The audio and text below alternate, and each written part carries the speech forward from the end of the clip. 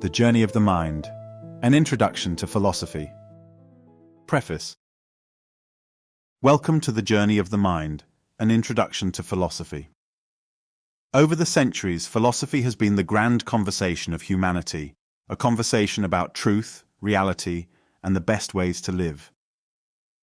In this book, we embark on that conversation together.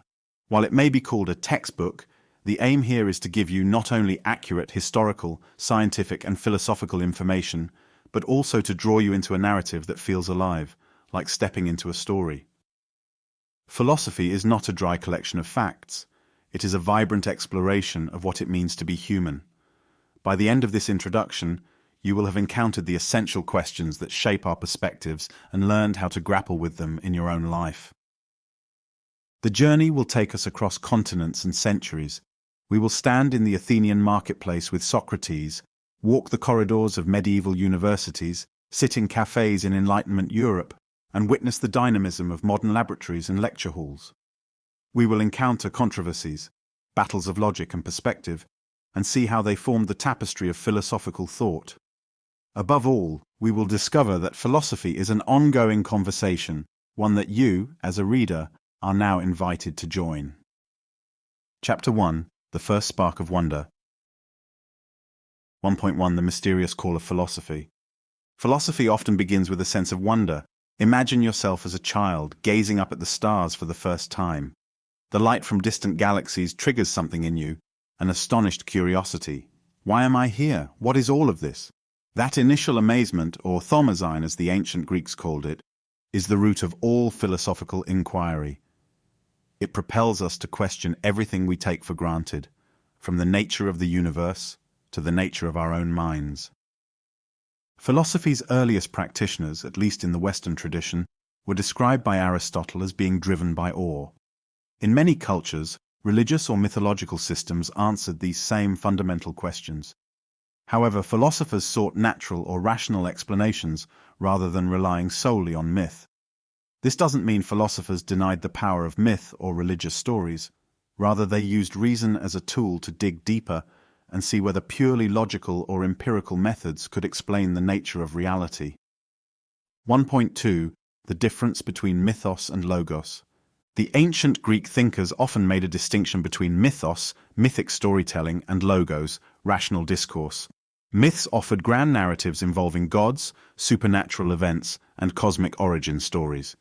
Logos, in contrast, proposed rational arguments, logical explanations, and empirical observations. Early philosophers, such as Thales of Miletus, asked, "What is the fundamental substance of the universe?" Thales famously answered, "Water." It might sound crude or simplistic now, but at the time this was a radical shift away from attributing cosmic origins to divine beings. Thales sought a unifying substance, a physical explanation for the cosmos, thus transitioning from mythic to rational inquiry. This distinction between myth and reason foreshadows the central theme of philosophy, the quest to find explanations that can be subjected to logical scrutiny and coherence, rather than accepted solely through tradition or authority. Even in modern times, debates swirl around the relationship between science, religion, and philosophy, evidence that the tension between mythos and logos remains alive and well. 1.3 East and West, expanding the conversation.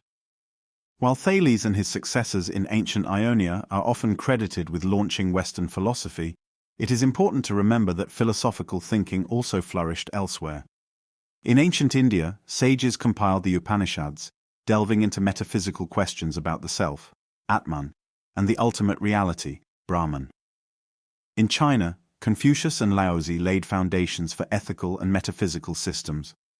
These traditions were rich and sophisticated, offering different methodologies, but often dealing with similar fundamental questions.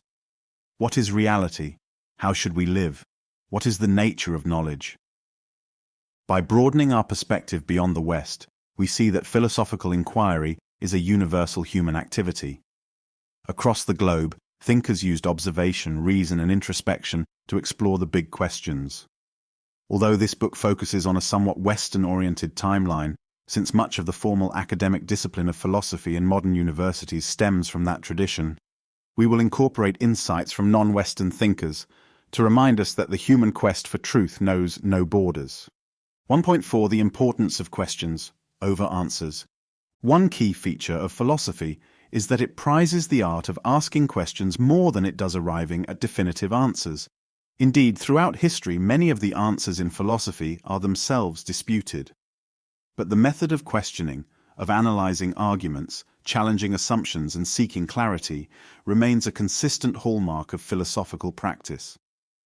Whether you side with Plato or Aristotle, Kant or Hume, Confucian ethics or Taoist spontaneity, the very act of engaging critically with these positions is itself philosophical. Philosophy can be unsettling precisely because it asks us to examine our foundational beliefs. Yet it can also be liberating. When you realize that you have the power to analyze your assumptions, you can begin to shape your worldview with greater intention.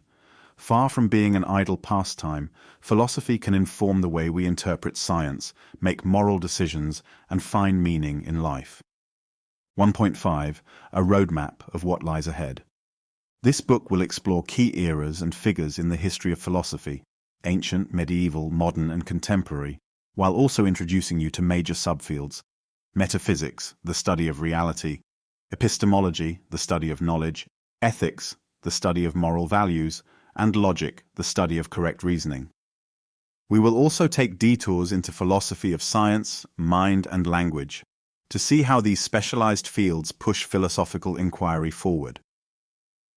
By the end of this introductory journey, you should have a grasp of the main controversies and concepts that have shaped philosophy over millennia. More importantly, you will have a sense of how to do philosophy, how to cultivate a questioning mind, how to reason carefully, and how to approach complex ideas with curiosity rather than fear. In the chapters that follow, our journey begins in earnest among the thinkers of ancient Greece. But keep in mind that this story is far from a single origin. It is more akin to a chorus of voices, each echoing the universal wonder that sparked philosophy in the first place. Chapter 2: Ancient Greece, the cradle of Western philosophy. 2.1 The Ionian Awakening. When we speak of ancient Greek philosophy, we often begin with the Ionian natural philosophers, Thales, Anaximander, and Anaximenes, who lived in what is now Turkey. They are called the Milesians after the city of Miletus. Thales looked for the fundamental substance of the universe in water. Anaximander spoke of the apeiron, or the indefinite, from which all things emerge and return. Anaximenes claimed air was the underlying stuff. Though these theories may sound speculative by modern scientific standards, they marked a shift toward naturalistic explanations.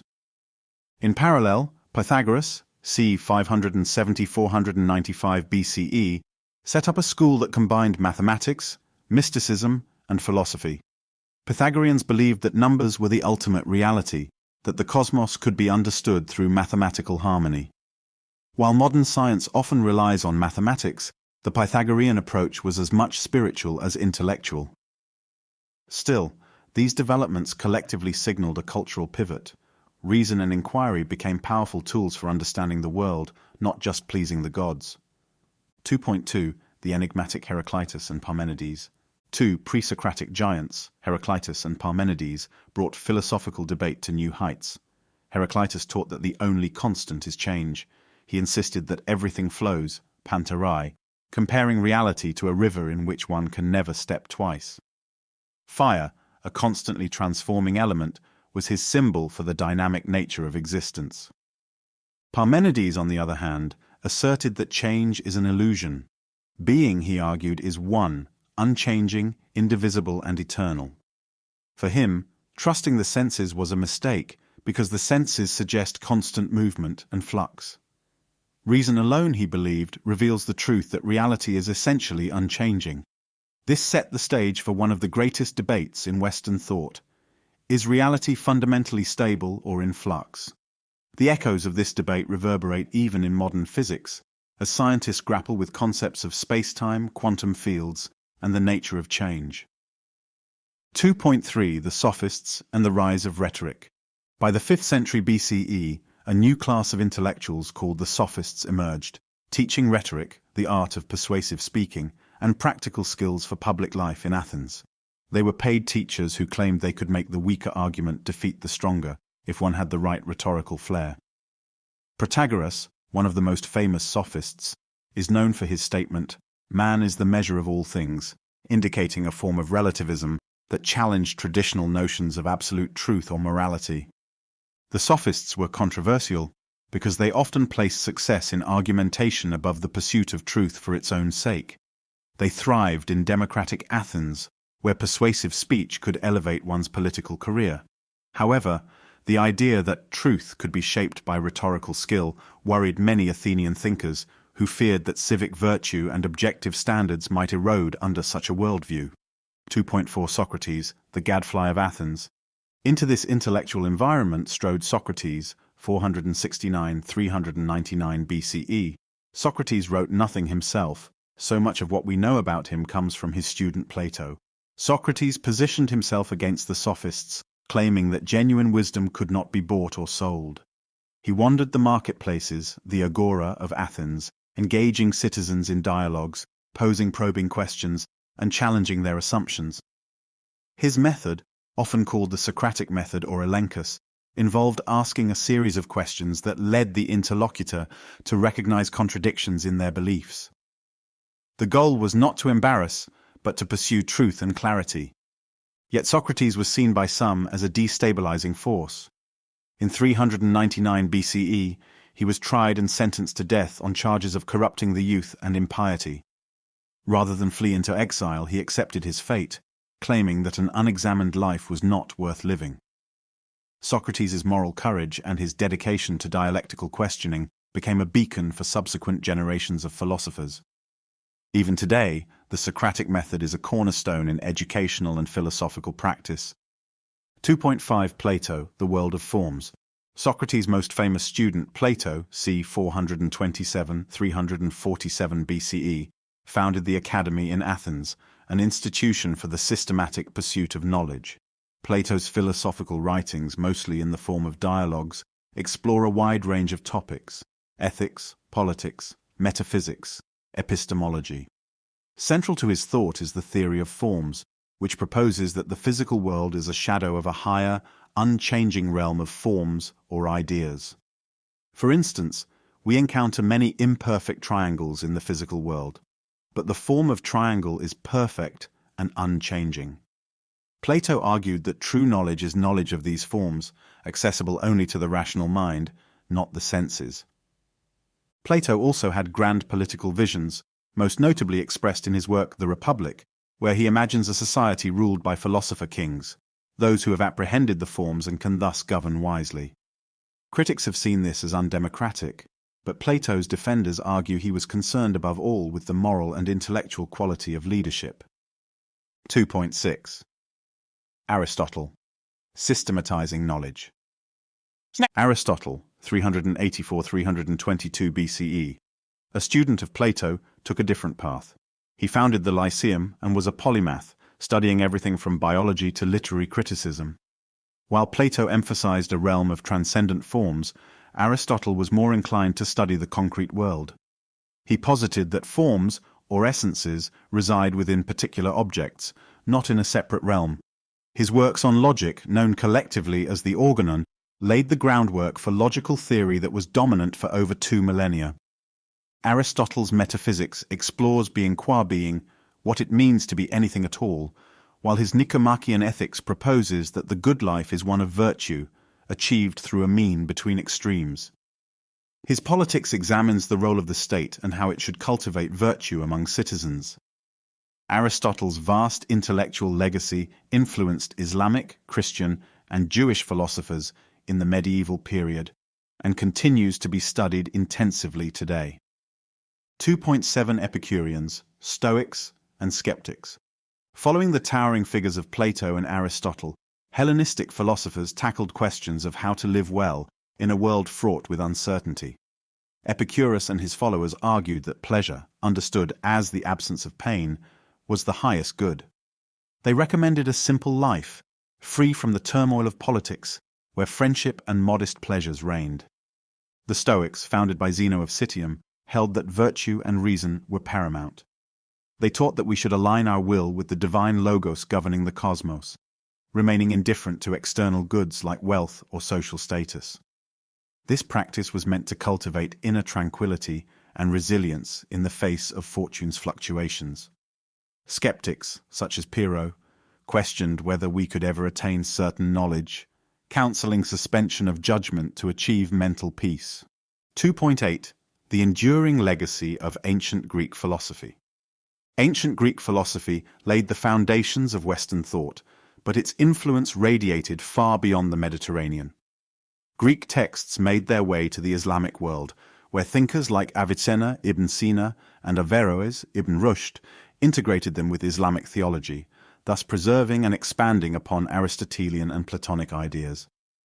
Later, Latin translations from Arabic sources reintroduced many Greek philosophical works to Western Europe, sparking new eras of thought. The tensions and questions generated in ancient Greece, such as the nature of reality, the possibility of knowledge, and the question of how best to live, still drive philosophical inquiry. Each subsequent period either builds upon or reacts against Greek thought. Understanding these earliest voices is crucial for appreciating the full sweep of philosophy's history. Chapter 3. The Medieval Quest for Truth. 3.1. Philosophy under the banner of faith. As the Roman Empire gave way to the Middle Ages, Christianity became a dominant cultural and intellectual force in Europe. Philosophy was largely pursued in the context of religious doctrine, with thinkers seeking to reconcile reason with revelation. In the Islamic world, meanwhile, an intellectual golden age flourished, absorbing and expanding on Greek and other traditions. Jewish philosophers such as Maimonides contributed to a vibrant exchange that spanned continents.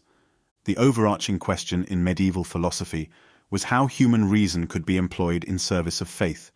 This often entailed proving the existence of God, understanding divine attributes, and reconciling religious texts with the findings of reason.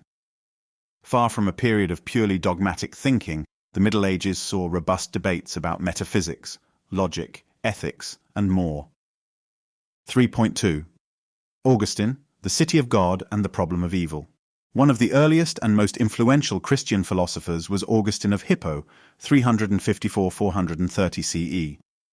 A former rhetorician who was deeply influenced by Neoplatonism, Augustine wrote extensively on the nature of God, the problem of evil, and the relationship between faith and reason.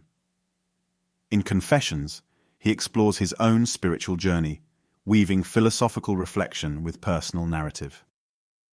In the City of God, he contrasts the earthly city, built on self-love, with the heavenly city, built on the love of God, offering a theology of history and society. Augustine grappled with the enduring problem of evil. If God is omnipotent, omniscient, and perfectly good, how can evil exist? His solution involved the notion of privatio boni. Evil is a lack or privation of good, not a positive force in its own right. Human free will and the misuse of it account for much of the moral evil in the world, thus preserving God's goodness while affirming human responsibility. 3.3. Islamic philosophy and the preservation of Aristotle. While parts of Europe were plunged into turmoil after the fall of Rome, the Islamic world became a center of learning and intellectual exchange. Key figures included Al-Kindi, Al-Farabi, Avicenna, Ibn Sina, and Averroes, Ibn Rushd. They preserved, translated, and commented on the works of Aristotle, as well as other Greek thinkers. Avicenna's medical and philosophical works were especially influential. His synthesis of Aristotelianism and Neoplatonism with Islamic theology became the standard for centuries. Averroes, known in Latin as the Commentator, produced monumental commentaries on Aristotle that later influenced Christian scholastics like Thomas Aquinas. Averroes argued for the compatibility of philosophy and religion, maintaining that if both are valid pathways to truth, they cannot ultimately contradict each other. This position laid the groundwork for later debates on the relationship between revelation and reason in Christian Europe as well. 3.4. Jewish philosophy, Maimonides and beyond. In the 12th century, Moses Maimonides, 1138–1204, wrote Guide for the Perplexed, addressing perplexed Jews who struggled to reconcile Aristotelian philosophy with Torah. He posited that many biblical texts could be read allegorically, allowing for an interpretation that accorded with philosophical principles. Maimonides tackled the problem of divine attributes. How can we describe God without limiting him? By arguing for a negative theology, claiming we can only say what God is not rather than what God is. His work had a lasting impact not only on Jewish thought but also on Christian and Islamic philosophers. 3.5 Thomas Aquinas, Reason and Revelation in Harmony. Perhaps the most famous medieval Christian philosopher-theologian was Thomas Aquinas, 1225–1274. In his masterwork, the Summa Theologica, Aquinas sought to systematically demonstrate the harmony between faith and reason. He accepted that certain truths are revealed by God and cannot be reached by reason alone, for example the Trinity, but argued many religious truths could be proved or supported by natural reason, for example, the existence of God. Aquinas is famous for his 5 ways to demonstrate God's existence, which rely on observing motion, causation, contingency, degrees of perfection, and teleological order in the world. While these arguments have been debated for centuries, they exemplify the medieval drive to use Aristotelian logic and empirical observation to support Christian doctrine. Aquinas' synthesis became the dominant theological framework in the Catholic Church, influencing Western philosophy well into the modern era. 3.6 The Rise of Universities and Scholasticism. During the High Middle Ages, universities sprang up across Europe, Paris, Oxford, Bologna, where scholasticism, the marriage of Christian theology and Aristotelian philosophy, took root. Debates centered on topics like the nature of universals, realism versus nominalism, the compatibility of free will with divine foreknowledge, and the correct interpretation of Aristotle. Scholastics such as John Duns Scotus and William of Ockham refined Aquinas' arguments and introduced new complexities. Ockham, for instance, is known for Occam's razor, the principle that entities should not be multiplied beyond necessity. He championed a nominalist position, arguing that only particular things exist and that universals, like redness or humanity, are merely names, nomina we give to sets of particulars. This debate about the status of universals was pivotal for medieval thought and set the stage for later philosophical developments. 3.7 Transition to the Renaissance. By the late Middle Ages, Europe began to transition into the Renaissance, spurred by rediscoveries of classical texts and changes in cultural and political structures. Humanism emerged, emphasizing the study of classical languages, literature, history, and moral philosophy. Thinkers like Erasmus of Rotterdam critiqued scholastic dry formalism, advocating a return to the original sources of Christianity and the classical world. In parallel, a slow but monumental shift in the understanding of the cosmos was brewing. Copernicus, Galileo, and other scientists would soon challenge the geocentric worldview endorsed by medieval tradition. The seeds for the scientific revolution were planted alongside the philosophical debates of the Middle Ages, demonstrating that the so-called Dark Ages were anything but intellectually stagnant. 3.8 The Medieval Legacy. The Middle Ages offer an enduring lesson on the attempt to reconcile faith and reason. While modern secular societies may regard some medieval debates as obsolete, many issues, such as the limits of reason, the nature of faith, and the ethical frameworks grounded in religious versus secular worldviews, remain relevant. The medieval period also cultivated a rigorous approach to logic and philosophical argumentation, setting the stage for the more radical shifts that would occur in the Renaissance and early modern era. Chapter 4: The Birth of Modern Philosophy. 4.1 The Renaissance and a New Dawn. The Renaissance, 14th–17th centuries, ushered in a heightened interest in human potential and achievement. Painting, sculpture, and architecture were transformed by figures like Leonardo da Vinci and Michelangelo, while navigators like Columbus and Magellan were expanding the geographical knowledge of the known world. Philosophers and scientists became increasingly interested in understanding the natural world through direct observation and experiment. This period saw the revival of Platonic and other classical traditions, which contributed to the intellectual ferment that would birth modern philosophy. 4.2 Descartes and the Quest for Certainty. René Descartes, 1596–1650, is often dubbed the father of modern philosophy. Frustrated by scholastic debates, Descartes sought a new foundation for knowledge that could not be doubted. He famously began by doubting everything, even the evidence of his senses, until he discovered one indubitable truth. I think, therefore I am. Cogito, ergo sum. This assertion established the thinking self as the foundation of epistemology, marking a decisive turn toward subjectivity and away from reliance on received authority. Descartes further elaborated a dualistic view of reality, dividing the world into res cogitans, thinking substance, that is mind, and res extensa, extended substance, that is matter. He argued that the mind and body are fundamentally different kinds of substances. This mind-body dualism set the stage for centuries of debate in philosophy of mind, psychology, and neuroscience. 4.3 Rationalism versus empiricism. Following Descartes, the rationalist tradition continued with thinkers like Baruch Spinoza and Gottfried Wilhelm Leibniz. Rationalists held that reason alone, not just sensory experience, could yield significant truths about the world. Spinoza, for instance, posited a monistic universe. There is only one substance which can be called God or nature, and mind and body are merely attributes of this single substance. Leibniz championed the idea of monads, fundamental units of reality that reflect the entire universe from their own perspectives. On the other side of the channel, the British empiricists, John Locke, George Berkeley, and David Hume, argued that all knowledge arises from sense experience. Locke famously likened the mind to a blank slate, tabula rasa, at birth. Berkeley took this further, proposing that matter does not exist independently of perception. To be is to be perceived, effectively eliminating material substance from his ontology. Hume brought empiricism to its radical conclusion by casting doubt on causation and the rational justification of induction, suggesting that what we call cause and effect is merely a psychological habit. This skepticism shook the foundations of Enlightenment confidence in reason. 4.4 Thomas Hobbes, The Political Turn. While metaphysics and epistemology were hotly debated, modern philosophy also turned its gaze on politics.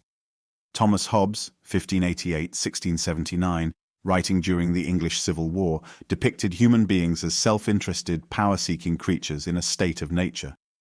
He argued in Leviathan that without a strong central authority, an absolute sovereign, human life would be solitary, poor, nasty, brutish, and short.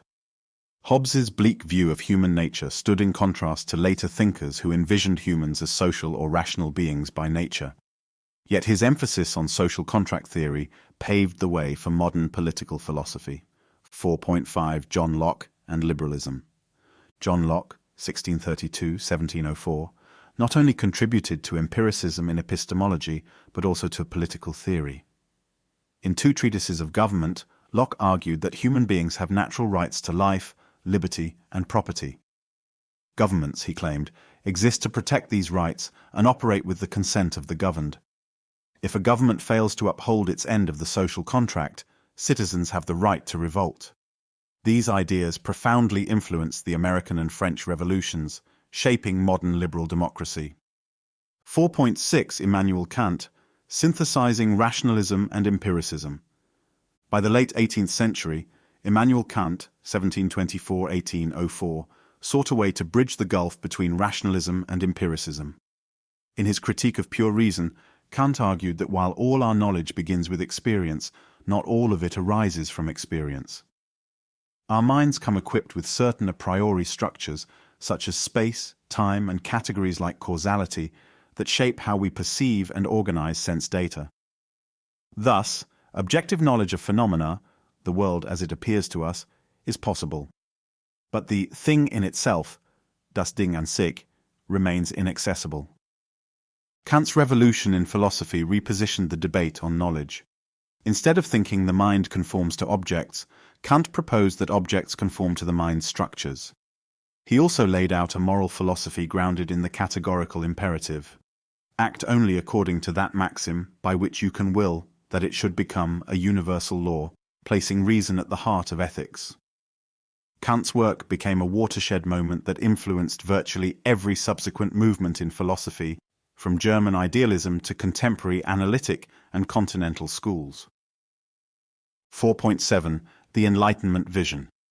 The Enlightenment was characterized by an optimism in human reason, progress, and the idea that through education and science, societies could be perfected. Philosophers like Voltaire and Rousseau championed political and social reforms, critiqued the church, and championed the idea of individual freedom.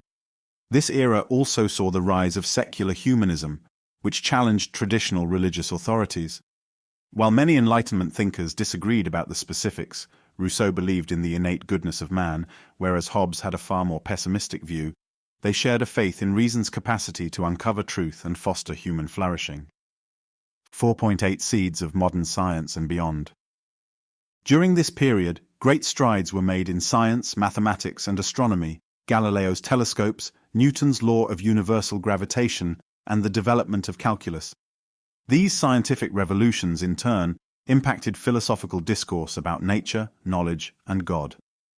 The mechanical worldview introduced by Newton suggested that the universe operates like a grand machine governed by laws, an idea that both enthralled Enlightenment thinkers and raised new metaphysical dilemmas about free will and determinism. By the end of the 18th century, philosophy had branched into numerous specialized fields: epistemology, metaphysics, ethics, political theory, and had wrestled with an array of new controversies about mind, knowledge, and society. The stage was set for the tumultuous 19th century, which would see challenges to Enlightenment ideals and the emergence of new philosophical systems. Chapter 5: Romanticism, Idealism, and Revolution.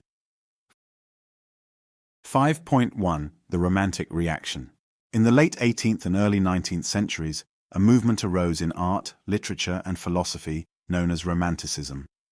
Reacting against the perceived cold rationalism of the Enlightenment, Romantics emphasized emotion, imagination, and the subjective human experience.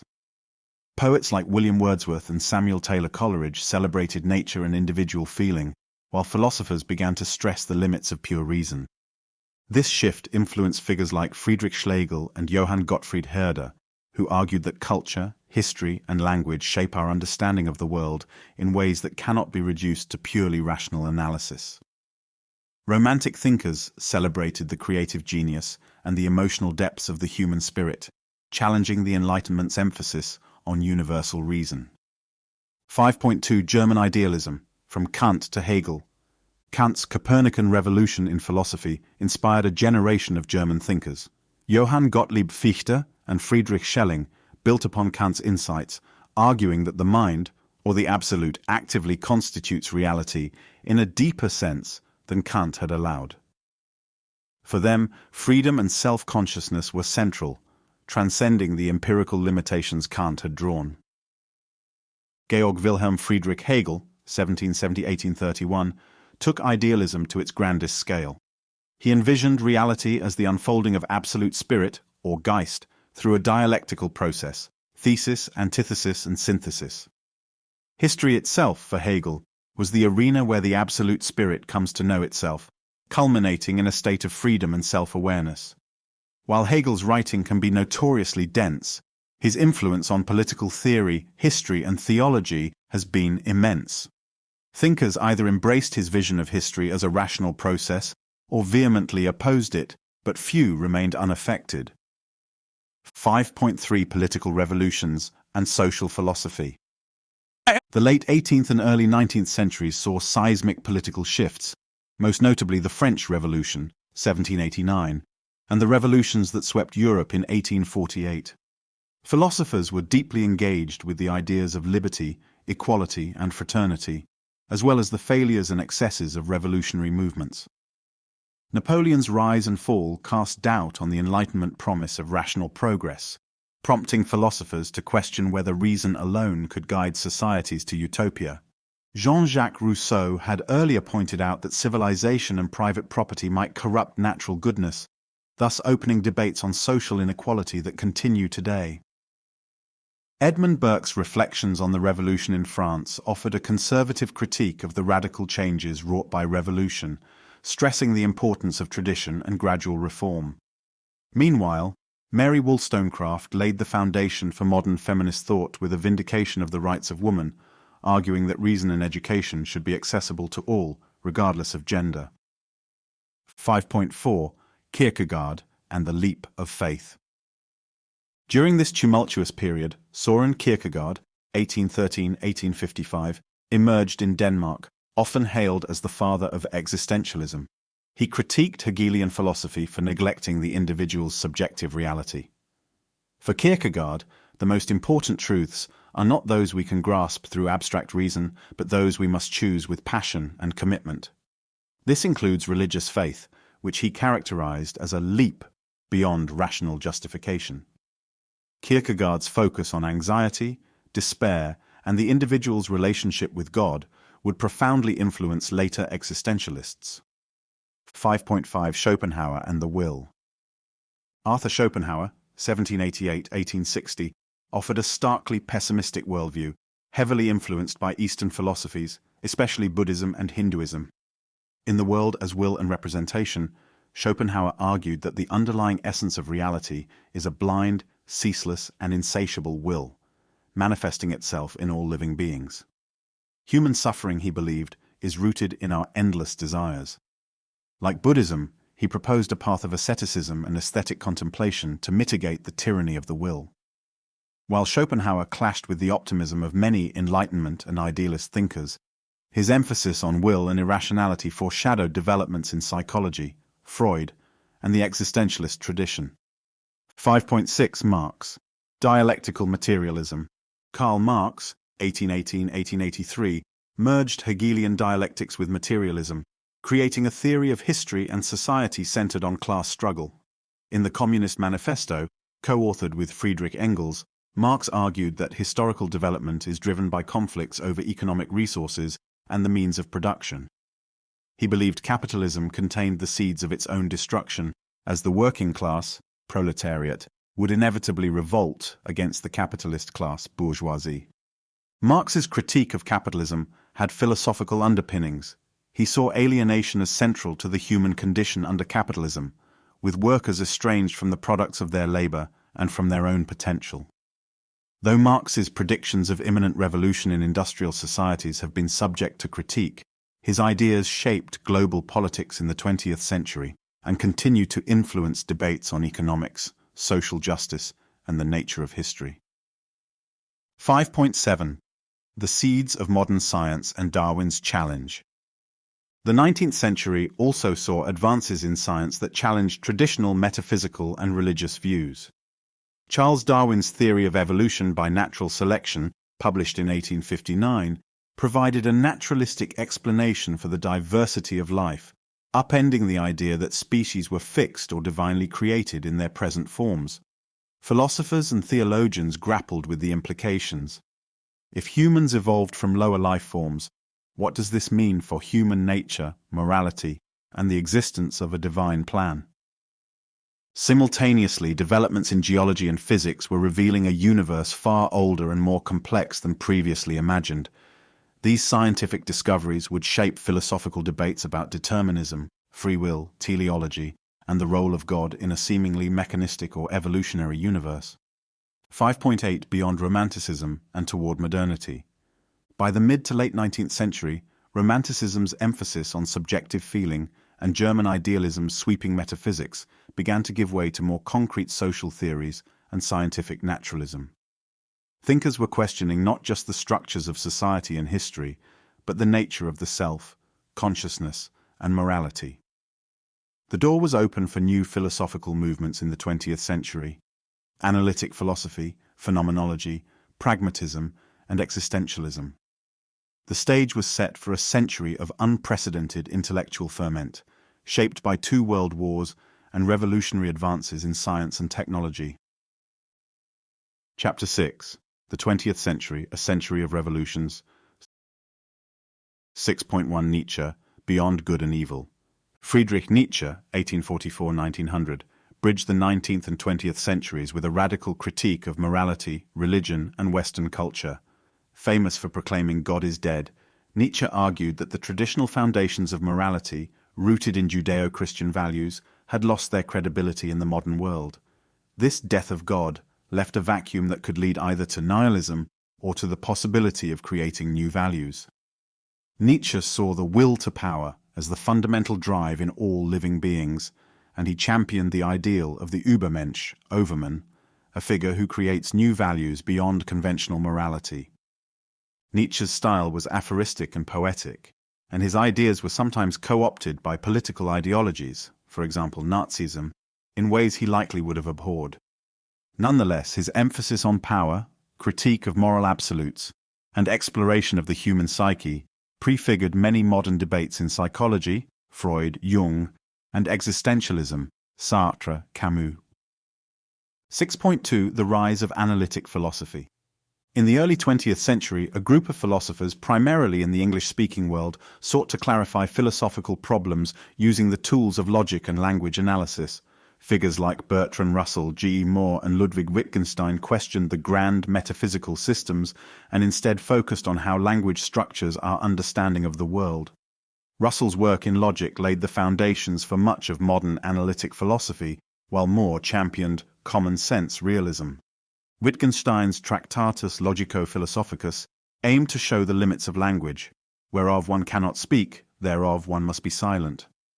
Later, in his philosophical investigations, Wittgenstein changed course, emphasizing the idea of language games and the social context of meaning. Analytic philosophy fragmented into numerous sub-disciplines: philosophy of language, philosophy of mind, philosophy of science, and so on, each employing rigorous argumentative methods and often interacting with scientific research. 6.3 Phenomenology and Existentialism. On the European continent, Edmund Husserl, 1859-1938, pioneered phenomenology, the study of consciousness as it presents itself to our direct experience. Husserl's motto was, "To the things themselves," meaning we should set aside assumptions about external reality and focus on phenomena as they appear to consciousness. His student Martin Heidegger, 1889-1976, expanded phenomenology into an examination of being itself, claiming Western philosophy had forgotten the question of being. Heidegger's dense prose and his association with the Nazi Party remained controversial, but his influence on existentialism, hermeneutics, and postmodern thought was profound. Jean-Paul Sartre, 1905-1980, and Simone de Beauvoir, 1908-1986, championed existentialism in mid-20th century France, emphasizing human freedom, responsibility, and the angst arising from a purposeless universe. Sartre insisted, existence precedes essence, meaning humans first exist and then define themselves through their choices, rather than being born with a fixed nature. De Beauvoir applied existentialist ideas to feminism, arguing in The Second Sex that one is not born, but rather becomes woman, critiquing the cultural and social constraints that shape women's identities. 6.4 Logical Positivism and its Decline. The Vienna Circle in the 1920s and 1930s launched the movement of logical positivism, championing the verification principle. A statement is meaningful only if it is either empirically verifiable or analytically true by definition. Under this framework, many traditional philosophical questions, especially those of metaphysics and theology, were dismissed as nonsensical. Logical positivists sought a unified science and aimed to reduce philosophy to the logic of scientific discovery. However, the movement faced internal critiques and external challenges. Willard Van Orman Quine's paper, Two Dogmas of Empiricism, questioned the sharp distinction between analytic and synthetic statements, undermining the very basis of logical positivism. By the mid-20th century, many logical positivists either revised their positions or moved on to more nuanced philosophical views. 6.5 Pragmatism in America. In the United States, Charles Sanders Peirce, William James, and John Dewey developed pragmatism, a philosophy that evaluated the truth of ideas based on their practical consequences. Peirce emphasized the method of science and fallibilism, arguing that all knowledge claims remain provisional. William James popularized pragmatism by focusing on belief in God, free will, and other existential issues, contending that if a belief works beneficially in one's life, it holds a kind of truth value. Dewey extended pragmatism to education and social reform, championing democracy and experimental inquiry as means for human growth. Pragmatism's legacy can be seen in fields as diverse as education, law, and public policy, offering a flexible approach that eschews absolutes in favor of problem-solving and continuous revision. 6.6 Structuralism and Post-structuralism. By the mid to late 20th century, various strands of continental philosophy moved away from existential concerns to focus on language, culture, and power. Structuralism, led by figures like Ferdinand de Saussure in linguistics and Claude Lévi-Strauss in anthropology, analyzed cultural phenomena as systems of signs and relations. Post-structuralists, like Michel Foucault and Jacques Derrida, critiqued these structures, highlighting the instability of meaning and the pervasive influence of power in the construction of knowledge. Foucault examined how institutions, prisons, asylums, and discourses shape what counts as truth, suggesting that knowledge is never neutral but intertwined with power. Derrida's deconstruction challenged the idea of stable meanings in text, revealing internal contradictions and the play of difference. These movements influenced literary theory, sociology, gender studies, and cultural studies, broadening the scope of what it means to do philosophy. 6.7 Feminist philosophy and critical theory.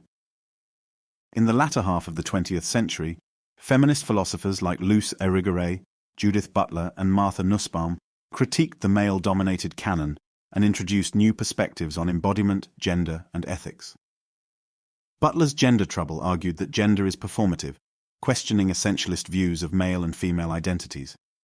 Critical theorists associated with the Frankfurt School, Theodor Adorno, Max Horkheimer, Jürgen Habermas, combined Marxian critique with psychoanalysis and cultural studies to uncover the ways in which modern capitalist societies generate ideology and limit genuine human freedom. 6.8 Ongoing debates and the road ahead. 20th century philosophy splintered into numerous schools, debates, and methods reflecting the era's complexity. Disciplinary boundaries blurred as philosophers increasingly engaged with psychologists, linguists, physicists, and sociologists. The century ended with heated discussions about postmodernism, the nature of truth, and the role of rationality in a multicultural, globalized world. As we move into the 21st century, new challenges, artificial intelligence, biotechnology, climate change, and digital media continue to reshape philosophical inquiry and expand our horizons. Chapter 7. Doing Philosophy, Methods and Tools. 7.1. The Art of Argument. Philosophy is not just a collection of theories, it is a method of inquiry. Central to that method is argumentation, presenting clear premises and deriving logical conclusions. A philosophical argument should be coherent, valid, and ideally sound, meaning the premises are true. Learning to analyze arguments involves spotting fallacies like ad hominem, attacking the person rather than the argument, straw man, misrepresenting an opponent's view, or begging the question, assuming what one is trying to prove. Logic, both formal and informal, is crucial here. Formal logic uses symbolic notation to test validity, while informal logic focuses on everyday reasoning and rhetoric. The better you understand how arguments can fail, the sharper your philosophical acumen becomes. 7.2 Thought experiments.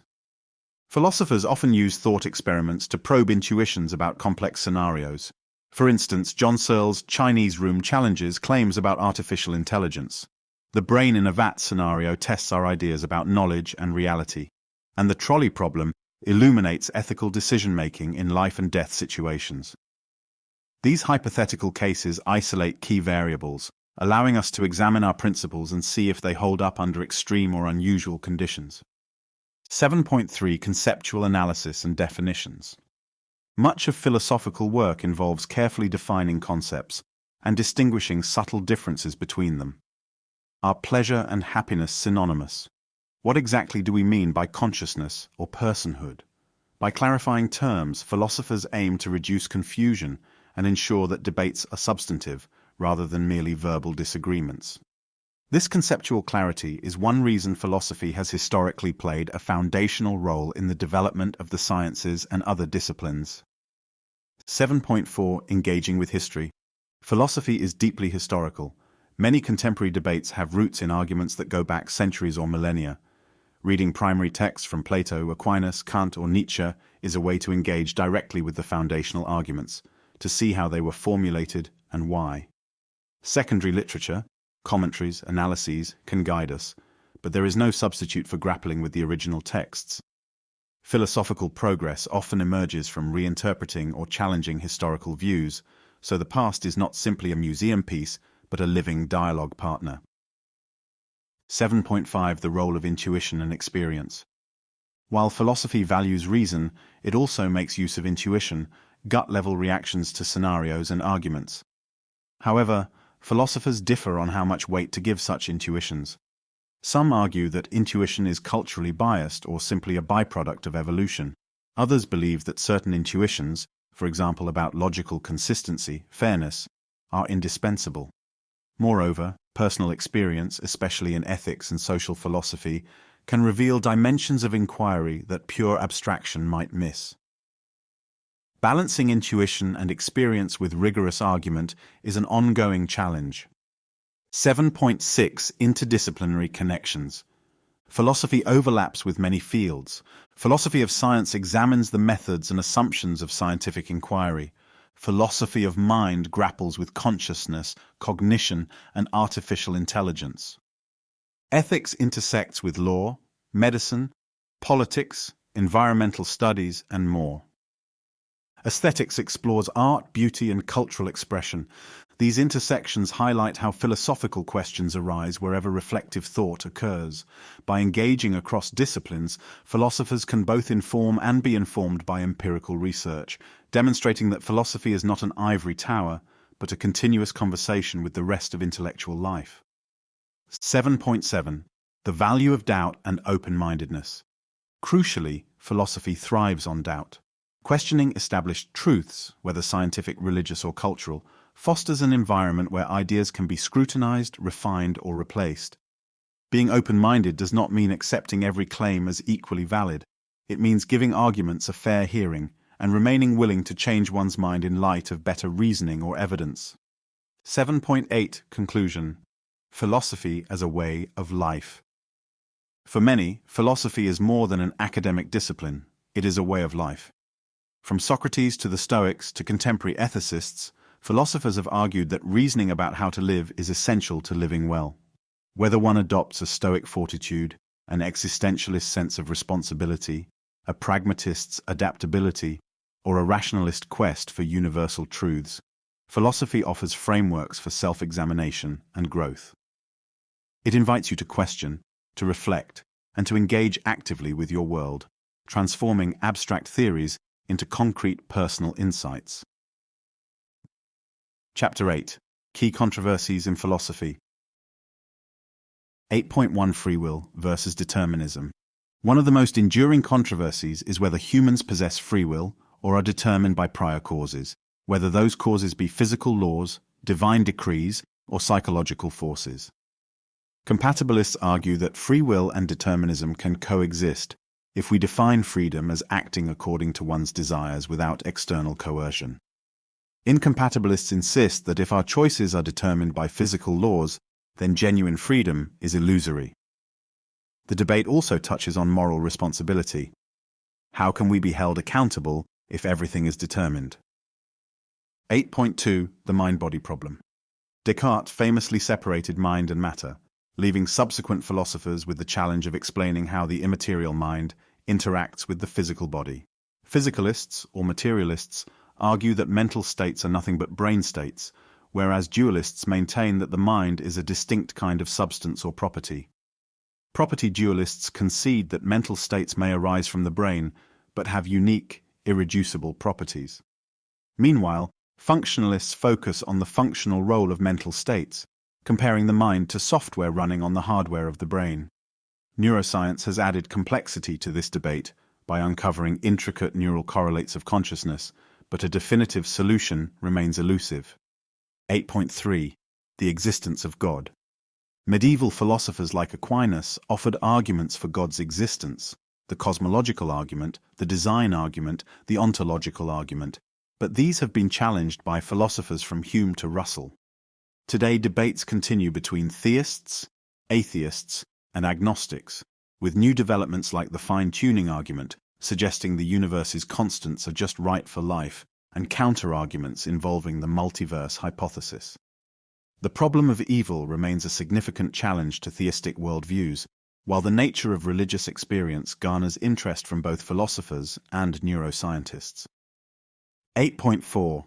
Realism versus anti-realism in science. In philosophy of science, scientific realists claim that successful scientific theories typically describe a mind-independent reality. Anti-realists or instrumentalists counter that theories are simply predictive instruments. We need not believe in the literal existence of theoretical entities like quarks or strings. Constructivists argue that scientific knowledge is socially constructed. Disputes also arise around the demarcation problem: what distinguishes genuine science from pseudoscience, and whether there is a universal scientific method that defines how scientific progress occurs. 8.5. Moral relativism versus moral objectivism. Are moral truths objective and universal, or do they depend on cultural or individual perspectives?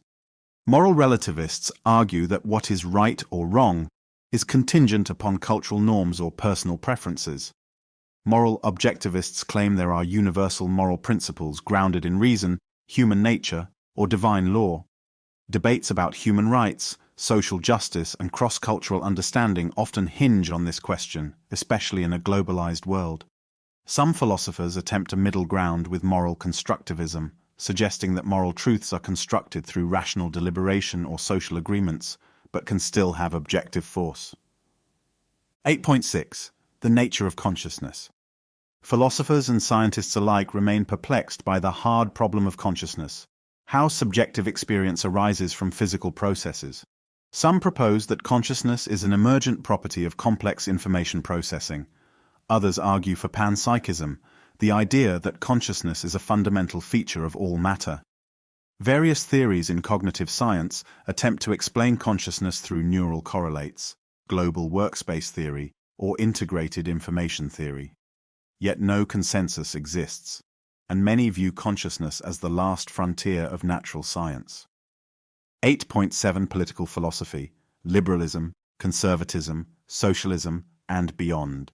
In political philosophy, controversies abound over the role of the state, individual liberty, justice, and rights. Should governments aim to maximize individual freedom, libertarianism, promote equality through redistribution, socialism, conserve traditions that have stood the test of time, conservatism, or create social contracts that balance liberty and equality in complex ways, liberalism? Thinkers like John Rawls introduced the idea of the veil of ignorance to argue for a system of justice that is fair to all, while Robert Nozick argued for minimal state intervention. The tension between collective good and individual rights remains a central ethical and political puzzle. 8.8. The future of philosophical controversies. With advancements in technology, artificial intelligence, virtual reality, genetic engineering, new controversies emerge. Will AI ever be truly conscious? Is it ethical to genetically modify embryos for desired traits? How should we handle the ethical, social, and existential risks of advanced technology? Philosophy's role is not merely to observe, but to actively engage, guiding public discourse and policy. Even as old controversies remain unsolved, new ones are born, ensuring that the philosophical conversation continues. Chapter 9. Philosophy of Science, Mind, and Language. 9.1. Philosophy of Science. Philosophy of science investigates how science operates, what justifies scientific claims, and how theories change. Karl Popper insisted on falsifiability as the hallmark of scientific theories. They must be testable in principle.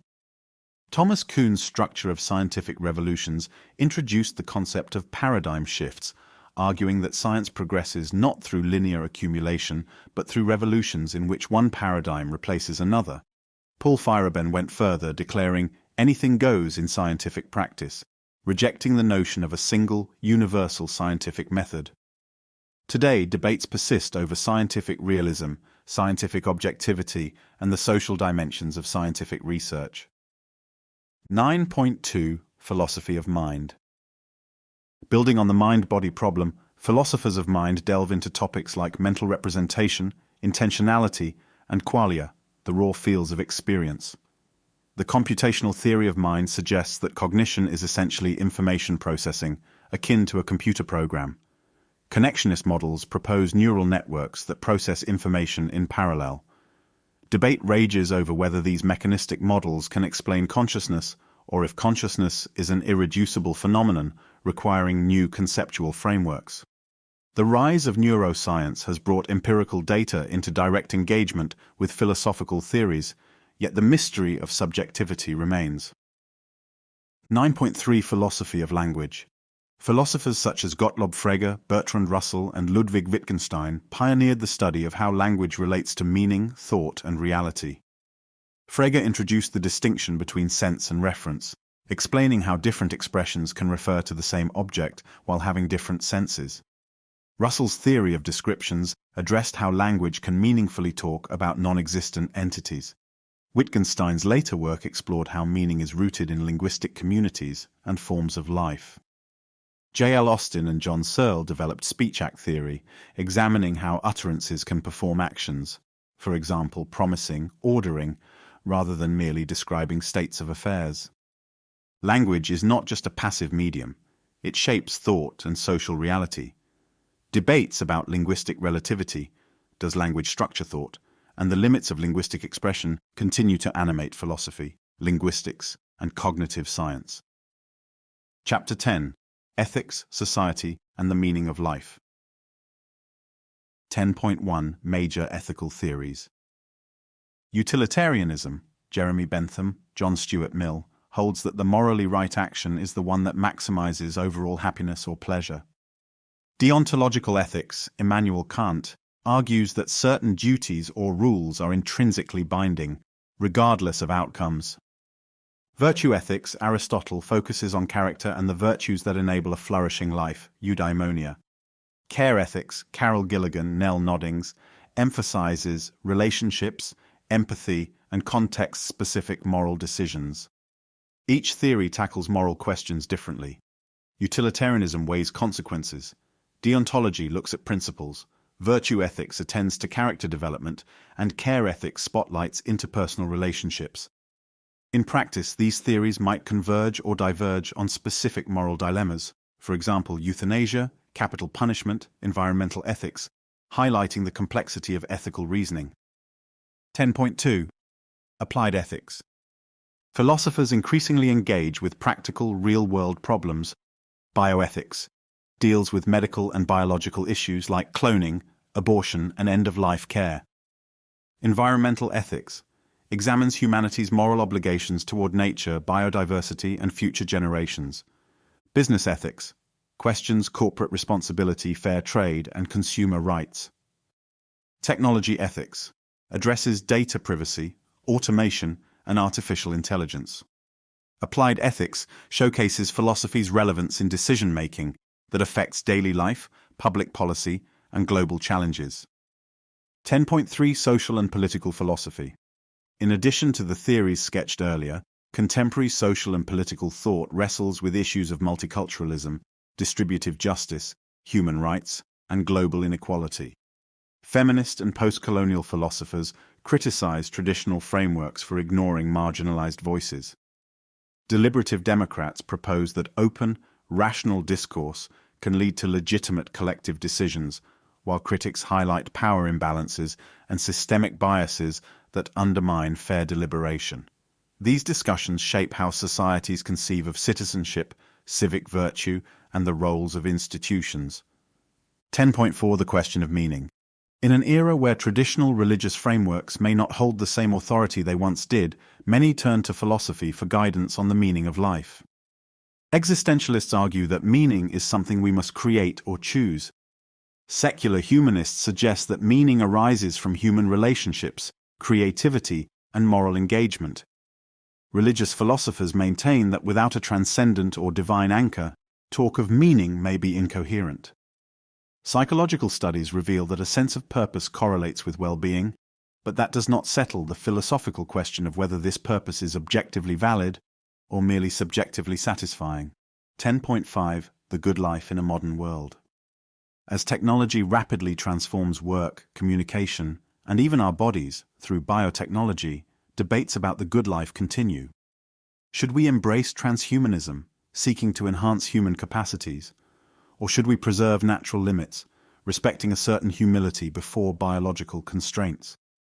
These questions underscore the tension between human aspirations for self-improvement and the recognition of potential moral hazards, inequalities in access to enhancement, unforeseen consequences, and the erosion of essential human traits. Ethical reflection in a pluralistic society requires dialogue among many perspectives. No single tradition has a monopoly on wisdom, and the global challenges we face, climate change, pandemics, economic disparity, necessitate collective moral and philosophical thinking. Through reasoning, empathy, and collaboration, we can hope to forge ethical paths forward. Chapter 11. Continuing the conversation. 11.1 Philosophy in the 21st Century. Our contemporary world grapples with urgent issues: climate crisis, technological disruption, global power shifts. Philosophers are called to examine the ethical, epistemological, and existential dimensions of these developments. Debates about the nature of truth, fake news, and post-truth politics highlight the ongoing need for rigorous critical thinking. Bioethics becomes more salient as gene editing and AI promise radical changes to human health and identity. Philosophy of mind engages with neuroscience and cognitive science at an unprecedented scale, trying to decipher the enigma of consciousness.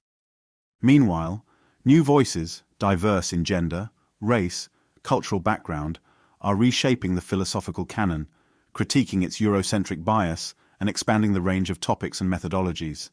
Indigenous philosophies, African philosophy, and a reinvigorated interest in East-West dialogues broaden our horizons, challenging the assumption that philosophical inquiry is mainly a Western affair. 11.2 Engaging with philosophy beyond academia. Philosophy does not live exclusively in universities. Public philosophy initiatives, from podcasts to popular books, from blogs to community seminars, bring philosophical questions to broader audiences. Topics like ethical consumerism, social justice, personal development, and spirituality resonate with people seeking deeper understanding in their everyday lives. Applied ethics committees advise hospitals, corporations, and governments, revealing philosophy's direct influence on policy and practice. 11.3 Your role in the ongoing dialogue. As you conclude this introductory journey, remember that the history of philosophy is not merely a set of names and dates. It is a living conversation. You are now part of it. The questions raised here, about reality, knowledge, ethics, and existence, are not settled. They evolve with each generation, molded by changing circumstances and fresh insights. Doing philosophy means honing your capacity for analysis and empathy, for doubt and faith, for questioning and commitment. It means recognizing that every position, from Plato to Kant to contemporary thinkers, can be challenged, refined, or overturned. Your voice matters because philosophy belongs to everyone who dares to think critically. 11.4 Final Reflections. We began with wonder, that childlike astonishment at the mystery of existence. Philosophy at its best keeps that wonder alive, even as it arms us with logical tools, historical knowledge, and conceptual clarity. The goal is not to accumulate static answers, but to grow in wisdom, to understand ourselves, our world, and our values more deeply. In the face of uncertainty, philosophy offers courage. In the face of complexity, it offers clarity. In the face of conflict, it offers dialogue. And in the face of despair, it can offer hope. This is the enduring gift of philosophy to humanity. So, as you close this book, the invitation stands open. Continue the conversation. Read widely, think deeply, talk with others, write down your ideas, and refine them through debate and reflection. Allow your philosophical journey to shape your life, and perhaps in some small or great way, the life of the world around you.